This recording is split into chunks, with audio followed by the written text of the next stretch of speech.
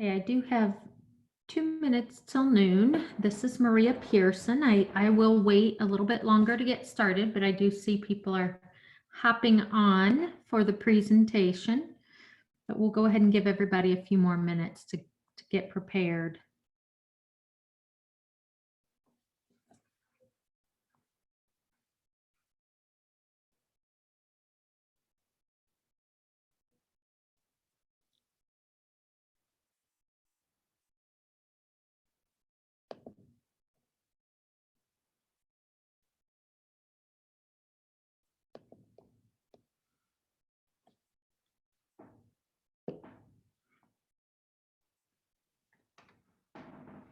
Please make sure if you are participating, if you could mute yourself so we don't have any background noise.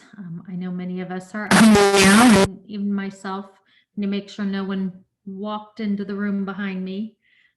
There are challenges working at home, but for the most part, I think people are starting to get used to it. So hopefully this message finds you all well today, and you will find this a helpful bit of information as you prepare for Medicare.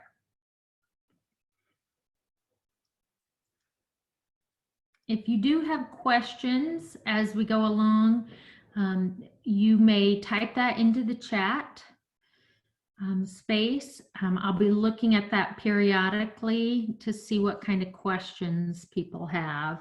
We'll try to make sure everything gets answered as we go along, or at the end of the event, I will also be giving you some time to answer or to ask questions that I will answer for you.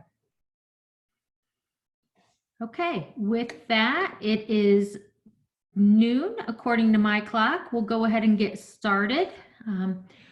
I hope everyone is doing well today. We're going to be covering quite a bit of material from a very high level, really, about Medicare.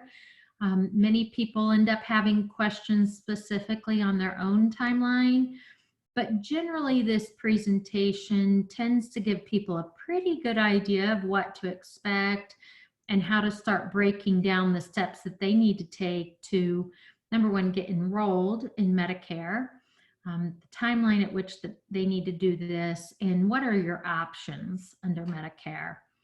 We will also be covering the penalties that can occur and how to make sure that you are avoiding those as well, and resources that you have available to you. So I'm Maria Pearson. I'm with the Henriette Health 65 division at Henriette Group. Dakota McKinley is also part of our team. She is certified as well and can help with any of these questions and any needs that you would have in the future. So with that, we'll go ahead and get started. The first thing I always like to cover is Medicare versus Medicaid. That gets very confusing for people.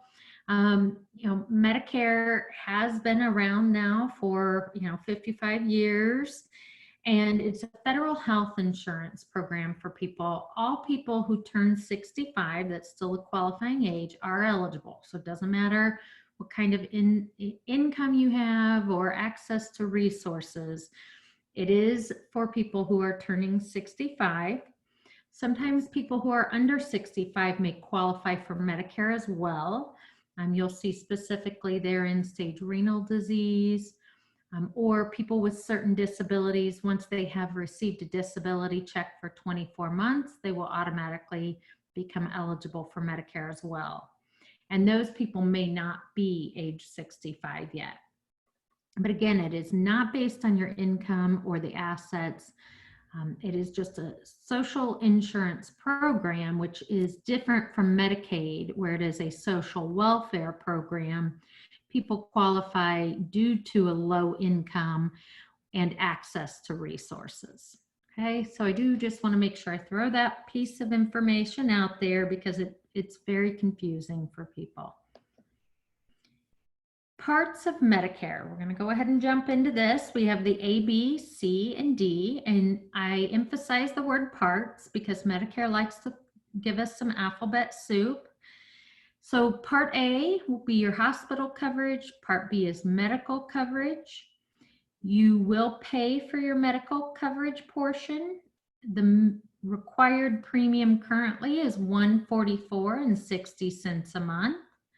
However, if you do have a higher income reported 2 years ago, you will pay an increased amount for your Part B. Now, that amount they refer to as an IRMA charge, Income Related Monthly Adjustment Amount, IRMAA. The basic starting points are at the bottom of the slide with $87,000 for individual income and $174,000 for joint tax filers. Okay, but they do automatically look back 2 years. There are a few circumstances where you can appeal and have them look back 1 year. Generally, you know, if you're retiring or you've had a major income change due to a job loss, they may consider a 1 year look back instead, but you would have to do that through Social Security. Part C is where we consider Advantage plans, and Part D is your prescription drug coverage. And we'll get into what those are more specifically here in a short bit. Under Part A, which you pay $0 in premium for, you still have costs out of pocket as you need services at the hospital. So in 2020, if you were to go to the hospital, you would pay the first $1,408. That will cover you for an admitted hospital stay for the first 60 days. So if you're admitted for 1 day, you will pay $1,408. If you are admitted for 60 days in a row, you will pay $1,408.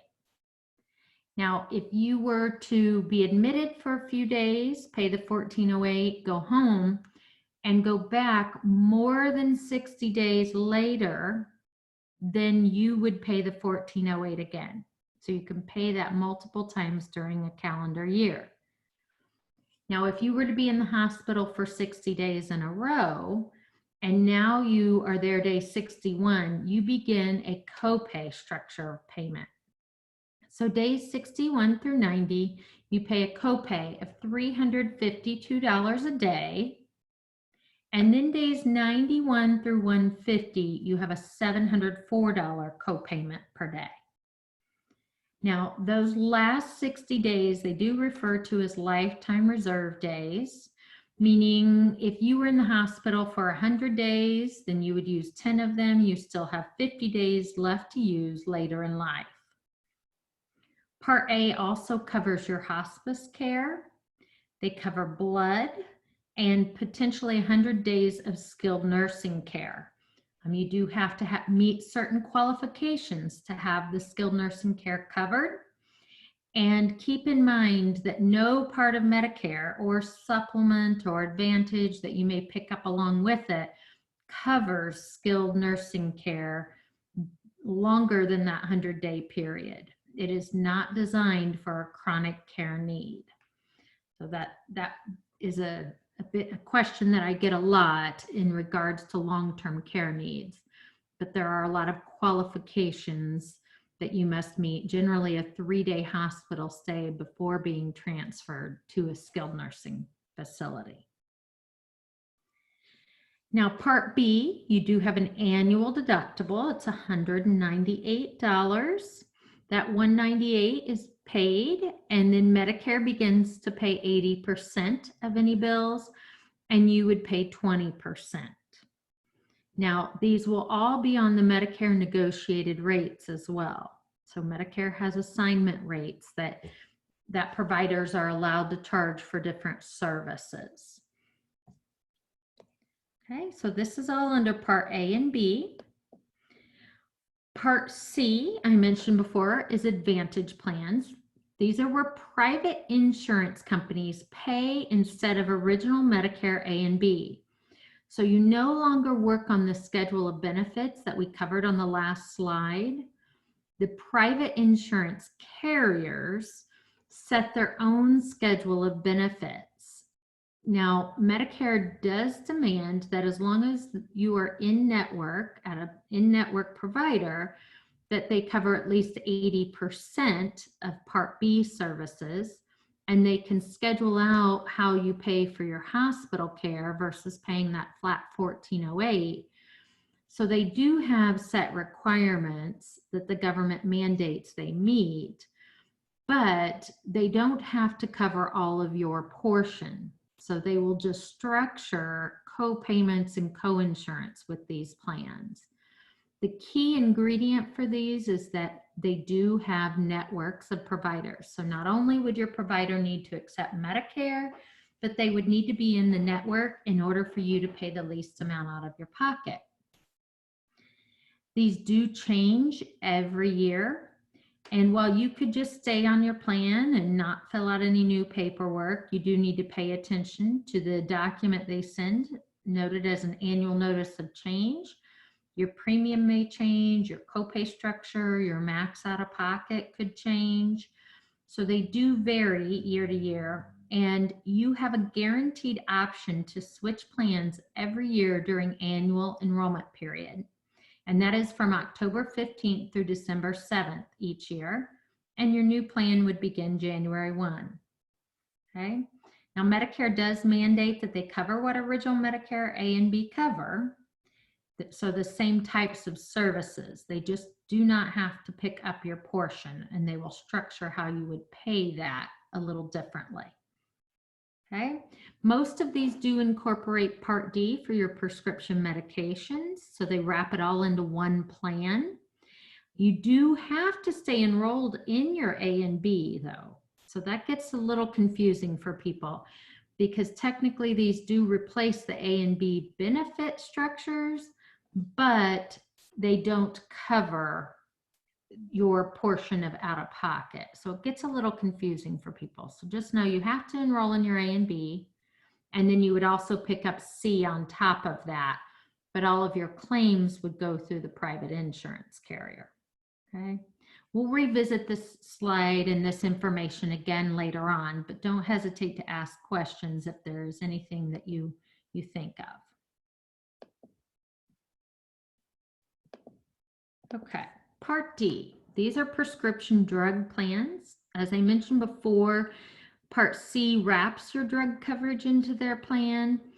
A Part D prescription drug plan that is a standalone plan would be paired with original Medicare, and typically someone picks up a Medicare supplement with these. These do adhere to the annual open enrollment period as well. So each year you have a guaranteed option to change your plan.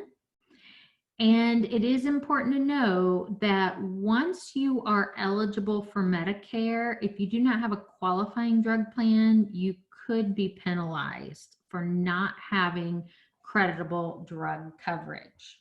Okay.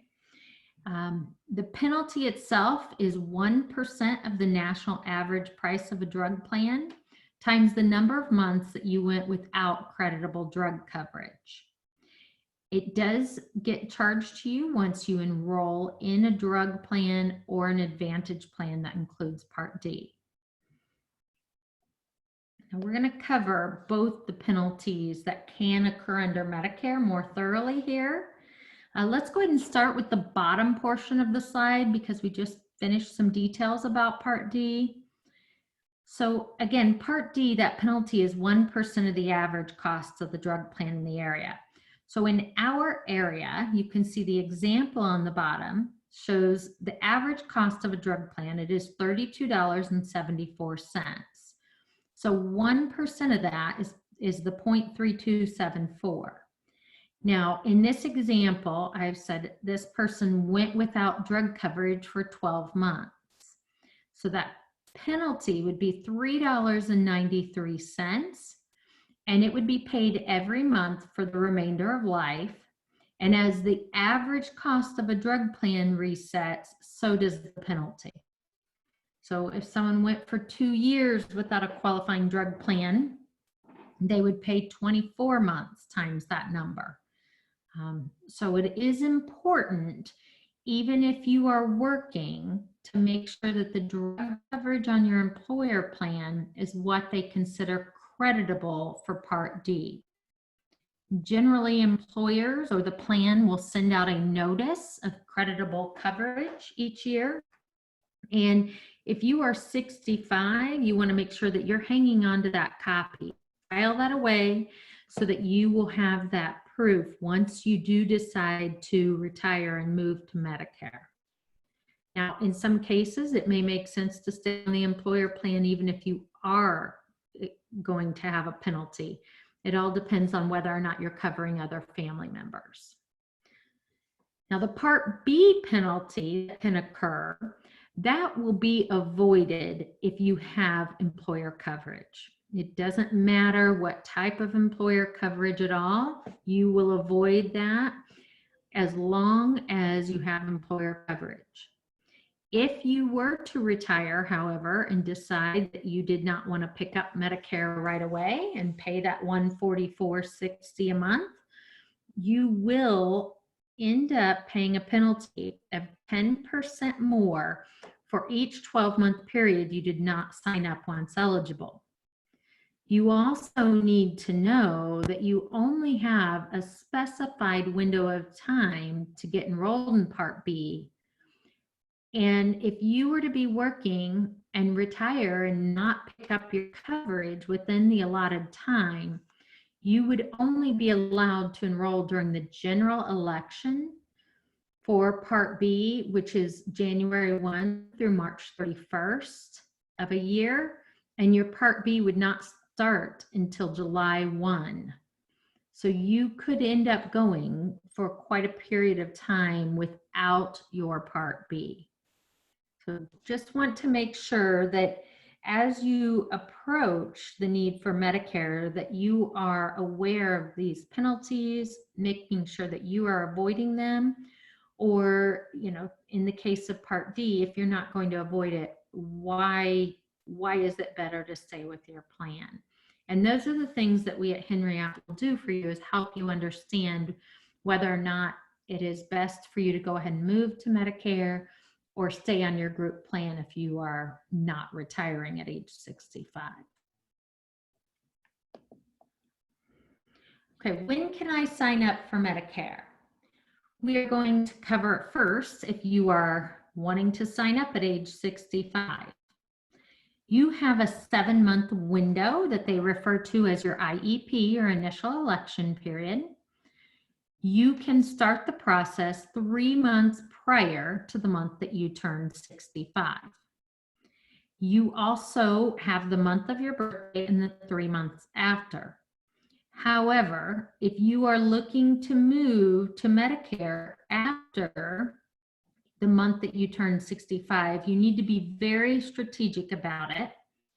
This chart shows your month of eligibility and then the month that you would need to enroll. So we are going to use an example here. We are going to say the column that has E, C, and X. Let's, for example, say this person has a birthday of July 15th. So they are eligible July 1 to begin Medicare. They can enroll in the 3 months prior. So they could start that process April 1st. And if they enroll in April, May, or June, their Medicare A and B will begin July 1. If they enroll in July, their Part B would begin in August. But if they enroll in August, their Part B would not begin until October. So if you are considering retiring in the months just after your 65th birthday, you will definitely need to be very strategic about it, or you could unfortunately go without coverage. So this is where you may need to go ahead and pick up your Part B a month prior to you losing your employer coverage, which is allowed. You can have A and B and your employer plan. In some cases, it could be necessary, and we'll talk about that later.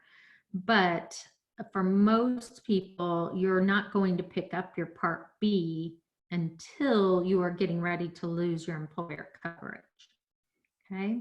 Now, I do want to say for anyone out there who's lucky enough to have a birthday on the 1st of the month, you are eligible 1 month prior to your 65th birthday. So if that July birthday was on July 1st, they would be eligible June 1st to start Medicare. And so that EC and X column would be June instead. So if you're lucky enough to have your birthday on the 1st of the month, just keep that in mind that you are eligible 1 month earlier. Now, when can you sign up if you're waiting until retirement and you are over age 65? So you can start this enrollment process up to 3 months prior to the desired effective date. So the first question I always tell people to ask their employer is, will I lose my coverage on the last day that I work or on the last day of the month that I work? Because Medicare can only begin on the 1st of the month. Your additional plans can only begin on the 1st of the month. So if someone is retiring on July 15th, they may want to go ahead and get their B to start on July 1st and just have their other coverage all start August 1. Or if their health is such that they're concerned about needing care at the end of that month, they may want to go ahead and get their group plan canceled at the beginning of the month and get their additional coverage started at the same time. So it's important first to ask your employer when your coverage would end. But you will have to, over age 65, submit special forms to the Social Security office. One of the forms you complete and let them know that when you want to start your Part B. The other form the employer fills out to prove that you have had employer coverage and that they will then grant you what they call an SEP, special election period. Okay, that form cannot be handed in more than 3 months prior to your desired start date for Medicare. Okay, you also have 2 months after your last day of employer coverage to get that form handed in. Just know that when you do that, your Part B will not start until after you've already lost your group coverage. So if we're looking at this example here, I'm saying this person would lose their group coverage May 31st, start coverage June 1. They can hand in their forms starting March 1. But if they decided not to do anything about it until the month of June and they hand in their forms in June, their Part B will not start until July 1. Now, once your Part B starts, it also triggers an additional 6 months for enrollment into certain plans, but not all plans. So it's important to be aware of ahead of time what you are trying to accomplish, which direction you want to go, so that you make sure you do not go uncovered. Okay, so this would be what we would call your special election period. First and foremost, determine when you will be losing your employer coverage, and we can back down to a timeline from there. Now we will cover your options under Medicare. Of course, you would end up picking up your A and B, and these are coverage choices that you have on top of that. The first coverage option is a Medicare supplement with a Part D plan. And the second is a Medicare Advantage plan. Okay, so we will go through these in some detail. They do get a little complicated. This first chart is about Medicare supplements, also known as Medigap plans. You will see here, this is where we get into the alphabet soup. Also, off to the right-hand side, you will notice plans C and F. In 2020, there were some major changes made, and anyone who has a birthday January 1 of 1955 or later is no longer eligible for plans C or F. They may not enroll in those. They would have to choose from the lettered columns in the gray area. Now, to break this down, we are going to cover what we see as the most popular plans because of a fair premium for the benefits that they offer to you. So let's start at the very top with G. That's really the direction we're seeing a lot of people go, especially if they've heard, prior eligible people saying, oh, get the F plan, it's the best plan out there, it covers everything. Well, we've really seen more people migrate towards G once they made the announcement F would be going away. And G covers everything but that Part B deductible, which is currently $198 for the year. So if you were to go to the hospital, it is going to cover all of that deductible, that $1,408 plus your copay per day cost. It would cover any costs that you would still be responsible for under the skilled nursing care. So it would pick up all of that. It will just not pick up your Part B deductible. Also keep in mind your supplements do not cover your drugs. So we'll be talking about that here in a moment. After G, specifically in Indiana, we do see a lot of people go towards N as well. N also covers all of your costs under Part A that you would be responsible for. Under Part B, your doctors and outpatient procedures, your deductible is not covered, so you would once again be paying that. There are copays on Plan N, so there is a $20 copay for some office visits. So specifically, the documents say some office visits. What we generally see is that is a visit to your primary care doctor, but a visit to a specialist would be subject to the $198 deductible and then all costs covered. Now, there is also a $50 copay if you go to the emergency room, but you are not admitted to the hospital. So keep in mind, N is the only plan that has some copays. You also may notice that there are Part B excess charges that are not covered under N. Those excess charges would occur if you opt to go have a service completed by a provider that does not contract with Medicare.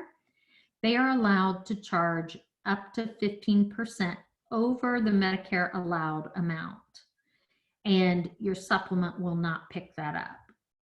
Okay. Do keep in mind, supplements only cover what original Medicare will agree to cover as well. So anything medically necessary, but if you're looking to have that, plastic surgery done, Medicare will not cover it. Your supplement does not have to pick it up either. They also have allowed schedules for items. So things like physical therapy, there will be limits to how many physical therapy treatments you can have. Generally, they are ample amounts, but in a rare case, I've seen a few times where they run out of the physical therapy dollars to be spending. Now, the other option I want to talk about is where it says G, and that has a 1 and a diamond. That stands for a high deductible option. On that option, you would pay the first $2,340 towards your services, and then that G high deductible would pick up the remaining cost. Okay. So I realize we've mostly just focused G high deductible and N. Part of that is in Indiana. Some of the other letters are not available, or for example, A is available, but there's a lot that A does not cover. And the premiums, at least specifically in Indiana, they're really similar to an N plan, and they don't cover nearly as much. So we just try to focus on what could be in your best interest as far as what would be available to you depending on where you live. Part 2 of option 1 is your drug coverage. I've already mentioned that in this scenario, the average cost is $32.74 a month. Specifically, we use a tool on Medicare.gov to determine the best plan for you. It requires a zip code, list of medications, and that list has to be very specific. So it needs full dosage details. Do you pick it up in a 30 or 90-day supply? And then we also enter the pharmacy, okay? And that tool, it is available for anyone to use. The more you use it, the more familiar and easier it seems for people, but it is available to anyone to explore your Part D options as well as Advantage options. Again, remember that Part D can be changed guaranteed each year during the annual open enrollment period, okay? That, by the way, is not available for Medicare supplements. So we're going to revisit that here in a little bit, but Medicare supplements do not have an annual enrollment period. So these are some price structures. Specifically, I want to mention that this is in Indiana. I've used some average costs here. These are specifically male, age 65, and non-smoker.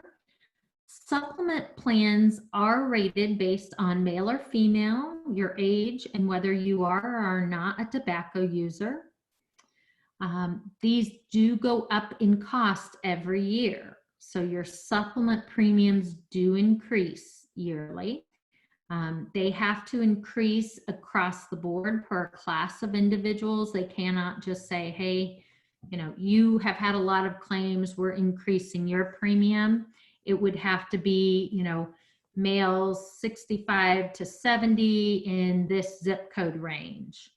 In Indiana, we have 3 different zones for pricing.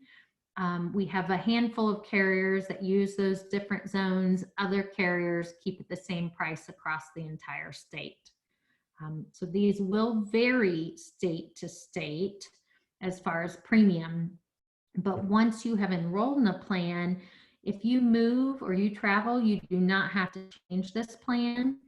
Medicare supplements do not have a network of doctors. You can see any doctor that takes Medicare wherever you may be. So that would be in, you know, in the 50 US states, and then there are 5 additional zones that will also accept Medicare. So for example, like Puerto Rico will take Medicare. So just know if you choose a supplement, you have coverage anywhere that you go, as long as that doctor takes Medicare.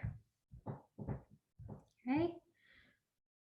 Now let's cover option 2. We're back here to Medicare Advantage, which if you may remember, this is Part C of Medicare. This is where private insurance companies pay instead of Medicare. Okay, so your claim goes through the private insurance company instead of through Medicare like it would on a supplement. This can be confusing because many of the carriers offer both Advantage and supplement plans. So it's not uncommon for me to have somebody, you know, call in and say, well, I have Anthem, I feel like I should review it. Oh, I have a supplement, and what they actually have is a Medicare Advantage plan. These plans can be viewed on the Medicare.gov site as well.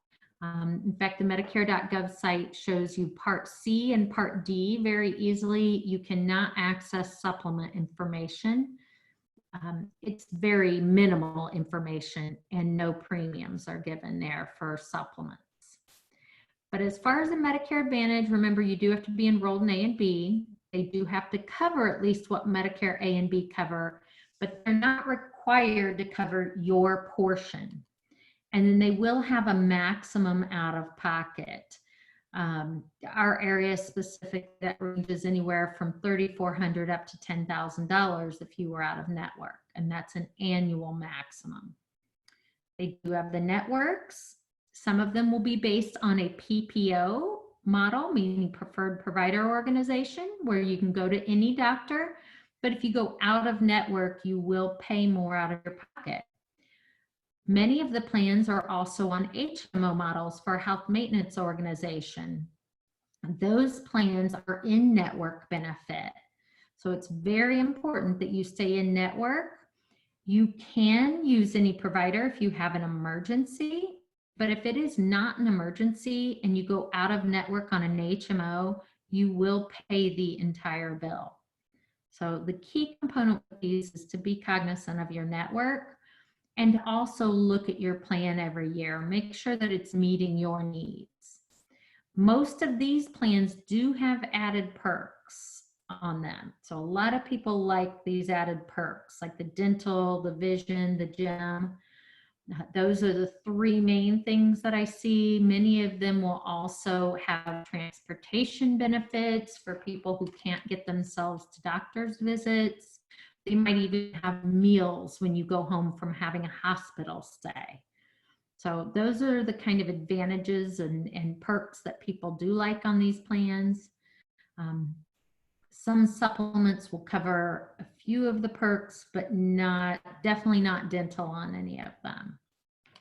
So if those perks are important to you, it is a good idea to ask, what could be best for you? How could you obtain those depending on which direction you want to go? This gives you an idea of premium on these plans. Advantage plans are priced the same for male or female of any age. It doesn't matter if you are or are not a tobacco user. What depends when you are looking at rates for these is what zip code do you live in. So, for this area specifically, we have a plan that in our county is $0, and in the county next door it is $47. So it really does depend on what county you live in. If you were to be on a Medicare Advantage plan and you go to another part of the country, if you move, you would have to change your plan. So it's important to keep those things in mind. Now, if you're traveling, many of them have a travel component to make sure that they're at least still covering you for, of course, emergencies or urgent care. But many of them will even cover, as long as you see a Medicare approved provider, they'll make sure that the 80% is covered. So it's important to know what those options look like if you do, say, go visit family in other states quite frequently or spend 2 or 3 months in a warmer climate. So this gives you an idea. You can see what the premiums are, and that is right on the right-hand side, the Advantage plan, and that option is a $0 premium, okay? Those plans generally have an HMO network, meaning you have to stay in network for those benefits. But these are just giving you examples of how these plans work. Okay, so we're going to move on now to looking at some things that you may need to be aware of if you're still working and Medicare eligible. Specifically, we have a lot of employers offering health savings account plans. It is important to know that once you have Medicare Part A, you are no longer eligible to take HSA contributions from the employer or contribute to the HSA account yourself. Now, what would happen is any of those contributions become taxable. Okay, just as your ordinary income tax, but you no longer get the tax advantage. They consider that double dipping because Medicare is a government plan, and so if you're getting the tax advantage, you're double dipping. Now, what is important to know is that if you have not elected to take Social Security, you do not have to take Part A Medicare. So that is something that becomes very confusing. All the mail you receive when you're turning 65 says, hey, you have to sign up. If you don't sign up, you're going to incur a penalty. Well, if you are still working, you do not have to sign up for A or B. And that the only exception to that would be if you are taking Social Security, you have to, at minimum, take Part A of Medicare. So if you've not elected to collect Social Security, you don't have to take it, but if you have, then you cannot decline Part A. Now, if you are the employee and you're on a health savings account, and maybe your spouse is taking Social Security and they get their Part A, you can still contribute to that health savings account plan yourself as the employee, even if your spouse wants to stay on that group plan. The biggest thing to keep in mind is that your limit for contributions will now be at an individual limit versus a family or a household maximum contribution limit. So just keep that in mind. If you have any questions specifically on that, let me know. It can be rather confusing. Also, if you retire post 65, you have to keep in mind that Social Security backdates your Part A up to 6 months. So that's where generally it's important to be talking to an advisor to be strategic about when you need to do your enrollment and stop your HSA contributions. Okay, how does other insurance work with Medicare? So specifically, I want to talk about the second statement there. If you're 65 or older and your employer has 20 or more employees, then the group health plan will be primary to Medicare, okay? If it's fewer than 20 employees, then Medicare will pay first. I do want to let you know that since 2014, every employer health certificate I have read has mandated that if you have fewer than 20 employees, you need to pick up A and B, or your plan will only pay as if you have A and B, okay?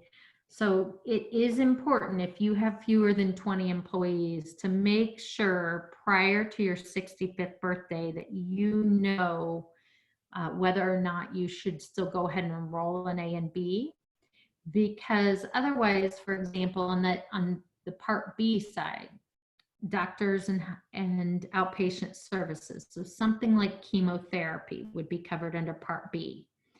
And if you have a plan that says, hey, we will only pay as if Medicare, as if you have Medicare A and B and you had to have chemotherapy, if you did not pick up B, you could end up being responsible for paying 80% of the cost of the chemotherapy. Okay, so make sure if you have fewer than 20 employees that you're talking to an advisor prior to your eligibility. Now, those same rules apply as far as whether your group plan or Medicare would be first if you are on Medicare due to disability under age 65. Only they use the number of 100 or more employees or fewer than 100 employees. So keep that in mind as well. The top one talks about retiree insurance. So if the employer offers a retiree Medicare plan, then Medicare will always be the primary plan. And in the end-stage renal disease, that can get very complicated. There are a lot of moving parts to that, but it is important to know that anyone with ESRD will qualify, and then there are different time frames for when the health plan pays first or Medicare. Okay. If you have any questions or need any information specific to you on this, please don't hesitate to reach out. Okay, I want to cover prescription drug payment stages. This is because one of the most common questions I get from people is, what is this donut hole thing? My friend talks about the donut hole, and I'm so afraid of the donut hole. And it is extremely complicated. the one good thing that I can say to you is if you were to hit the donut hole, we would know before you are enrolling, because the Medicare.gov tool that I spoke of will tell us when should you actually hit it, if you will. Now, not everyone hits the donut hole, but what can be very scary is that the price of your medications can go up pretty dramatically if you are taking high cost meds. Most people do not hit it because the full cost between what you pay and the insurance company would have to be $4,020 before you hit that donut hole or coverage gap. So donut hole is just a nickname for the coverage gap. But if I use an example of, say, $1,000 medication, so I've seen them say an insulin medication, $1,000. You might initially have to pay that deductible, which is currently $435, towards the $1,000 medication. And then the plan is going to pay a percentage. They at least have to pay 75% of the medication cost after the deductible, okay? But in many cases, those insulins will be, say, $47 to $60 a month for the insulin. But once you get to the coverage gap, which they use the $1,000 full price to determine when you get there, you will then, instead of paying that $47 to $60 price, have to pay 25% of that medicine. So you would go to a $250 price tag for it. So that is where it can be very scary. There are drug manufacturer discounts that fall in there, but it's still, the price of those high cost medications can be rather high. But the Medicare.gov plan finder becomes a very important tool so that it can help people budget what to expect on their medications, okay? Unfortunately, I do see where people will change their medications because they know they will be hitting that coverage gap and they look for other options. So just be cognizant that this does happen. It's kind of hard to understand until you would see your own printout based on your medications, but also know that this does really only happen to a very small percentage of people that we help enroll in Medicare. I want to give you a screenshot of the Medicare.gov site. It has a lot of excellent resources here. Specifically though, like I mentioned earlier, you can only see premiums for Part C and Part D here. If you go to the supplements, you'll find some basic information like the chart that I showed you, but it will require you to put in information and then suddenly your phone rings a million times if you were to want to get a quote for a supplement. So that can be a challenge for people who want to go out here and get numbers for supplements or think that may be what they're looking at. But this is really an excellent resource. And once you start Medicare, I encourage people to sign up for a Medicare.gov account so that you can see your claims, how things are being processed. Otherwise, you will get the paper statements as well, but this really will help you keep track of those, especially if you have something going on that's a little complex. These are just a few of the things on that site, specifically the IRMA. I mentioned the income related monthly adjustment amounts are on there. There are also resources for getting help to pay costs under Medicare. There are programs to help lower your prescription drug cost or the Medicare savings programs. Those are all going to be income driven. And then of course, in the case of Medicaid, you'll have, they'll be looking at assets as well. So it is important to know there are resources out there if you have some high costs, and it never hurts to apply. The worst they can do is decline you if you don't qualify. But at least you can try if you are close to the qualifications. Okay. We also at Henriette Group have some free educational video resources. There is a link there at the bottom. You can write that down if you want to look at some of the videos we have available. And of course, we are always willing to assist you as well, specifically. I know for many people it does help if we can talk about your specific timeline and understanding of what your specific costs would be. And with that, I want to make sure I introduce you to Dakota here. She, like I mentioned, is fully certified as well. And we work as a team to be able to help you with your Medicare needs, make sure that you are avoiding the penalties. It is best to consider talking to someone. Generally, people will call us about 6 months prior to their 65th birthday month. And then that way we can at least get a timeline developed. Even if you're still working, I would encourage you to at least call and have a conversation.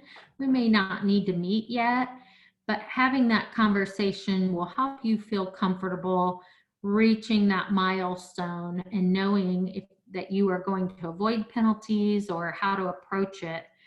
Every case can be a little different in the sense that maybe you have a spouse who's still not Medicare eligible. Or what do you do with your HSA contributions? Or, what should I be considering? Is it more or less money for me to move to Medicare? So we encourage you to give us a call or send us an email if you are interested in having us specifically answer some of those questions and help you along the way. I appreciate everyone attending today. If you have any questions, I've been checking the chat and I haven't seen any, but if you do have any questions, I would be more than happy to answer those.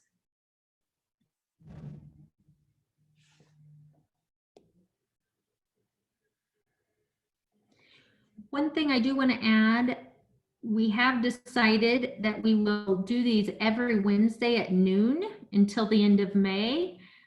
We're seeing, that a lot of people have a little more time and they're at home, they're a little more flexible. So feel free to attend again. And if you know of anyone else that this may assist, more than happy to have them attend as well.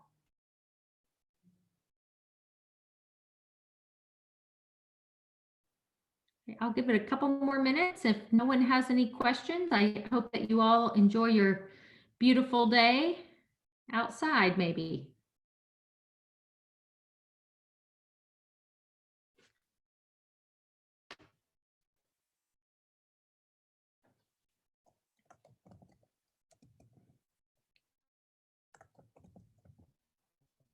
And Kathy, yes, I would be more than happy to set up an appointment with you. Feel free to reach out to me at the email address there, the mpearson@henriot.com. Okay. And I have another person who has a letter that they would like to send me. Yes, I'd be happy to take a look at that letter, or you can call me as well. I'm more than happy to take a look at it. So, all right. Thanks for the kind words too, everyone. I hope you found the information helpful. It is kind of overwhelming.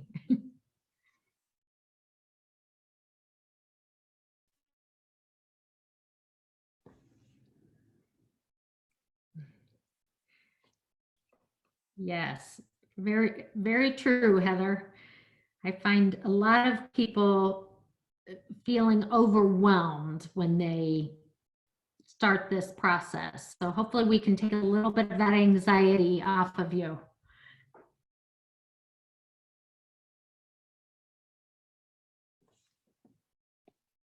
Okay, I look forward to hearing from many of you, and don't hesitate to reach out to me. Again, the 765-838-8614 phone number will still get to me, even though many of us are working from home.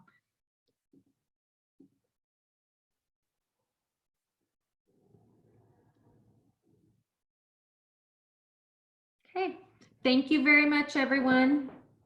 I don't see any new questions, so I'll let you all go along on your day. Take care. I hope you have sunshine where you are. Bye-bye.